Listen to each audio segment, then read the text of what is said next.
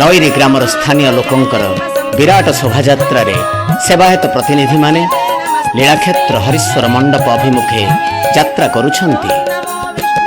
ଏହି ହେଉଛି ଇତିହାସ ପ୍ରସିଦ୍ଧ ନଈରି ଗ୍ରାମର ହରିହରେଶ୍ୱର ମନ୍ଦିର। ମାଦଳା ପାଞ୍ଜିରେ ହରିଶ୍ୱର ମଣ୍ଡପ ବୋଲି ଉଲ୍ଲେଖ ରହିଛି। ଏହି ମନ୍ଦିରର ମଣ୍ଡପ ଅର୍ଥାତ୍ ମୁଖଶାଳାର ଡାହାଣ ପଟକୁ 3ଟି ଚକା ଦୃଶ୍ୟମାନ। ଏହି ଚକାଗୁଡ଼ିକ ଉପରେ ମହାପ୍ରଭୁମାନେ ଏହି ମଣ୍ଡପରେ ବିଜେ କରିଥିଲେ। 1731 ମସିହାରେ ଟକି ଖାଁର ଆକ୍ରମଣ ସମୟରେ ବଡ଼ ପରୀକ୍ଷା ପରମାନନ୍ଦ କୁଅଁର ଓ ସାନ ପରୀକ୍ଷା ବିଷ୍ଣୁ ପଶ୍ଚିମ କବାଟ ଚିଲିକା ବାଟ ଦେଇ ଗୋପନରେ ଆଣି ଶ୍ରୀବିଗ୍ରହମାନଙ୍କୁ ଏଠାରେ ବିଜେ କରାଇଥିଲେ। ମୁଖଶାଳାରେ ବୃଷଭଙ୍କ ସହିତ ଗରୁଡ଼, ଶିବଙ୍କ ଗମ୍ଭୀରା ସଦୃଶ ଏଠାରେ ଗମ୍ଭୀରା ମଧ୍ୟରେ ହରି ଓ ହର ଉପାସିତ। ବାମପଟେ ବିଷ୍ଣୁଶିଳା, ଡାହାଣ ପଟେ ଶିବଲିଙ୍ଗ।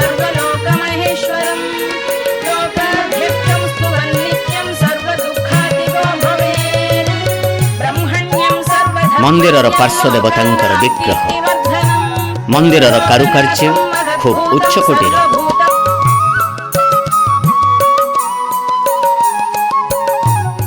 ନଈରି ଗ୍ରାମରେ ଜଗନ୍ନାଥ ବଲ୍ଲଭ ମଠ ଓ ଦୋଳମଣ୍ଡପ ସାହି ରହିଛି।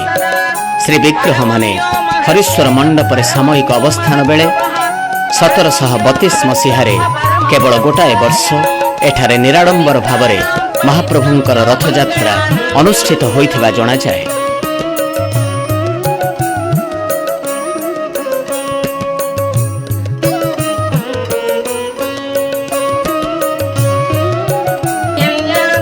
ପରିଦୃଶ୍ୟ ହେଉଛି ହରିହରେଶ୍ୱର ମନ୍ଦିରର ଦକ୍ଷିଣ ପାର୍ଶ୍ୱରେ ଥିବା ଲକ୍ଷ୍ମୀ ନୃସିଂହଙ୍କ ମନ୍ଦିର।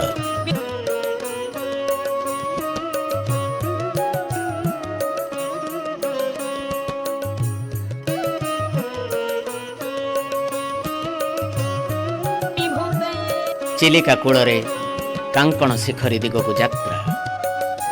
ଏହା ହେଉଛି ପ୍ରାଚୀନ ଯମୁନା ନିର୍ଝର। ଏହିଠାରୁ ମଧୁର ଜଳ ସେବାୟତମାନେ ସଂଗ୍ରହ କରି ନୌକାରେ ଯାଉଥିଲେ କାଙ୍କଣ ଶିଖରୀ କୁଦକୁ।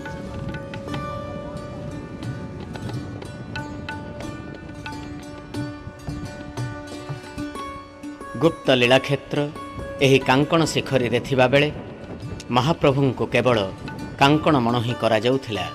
ପରବର୍ତ୍ତୀ ସମୟରେ ଏହିଠାରୁ ନଈରିର ଜଗନ୍ନାଥ ବଲ୍ଲଭ ମଠ ଓ ଗ୍ରାମବାସୀଙ୍କ ଜରିଆରେ ପ୍ରଭୁଙ୍କ ମଣୋହି ନିମନ୍ତେ ଶ୍ରୀମନ୍ଦିର ରୋଷଶାଳାକୁ କାଙ୍କଣ ଆସୁଥିବାର ଜନଶ୍ରୁତି ରହିଛି।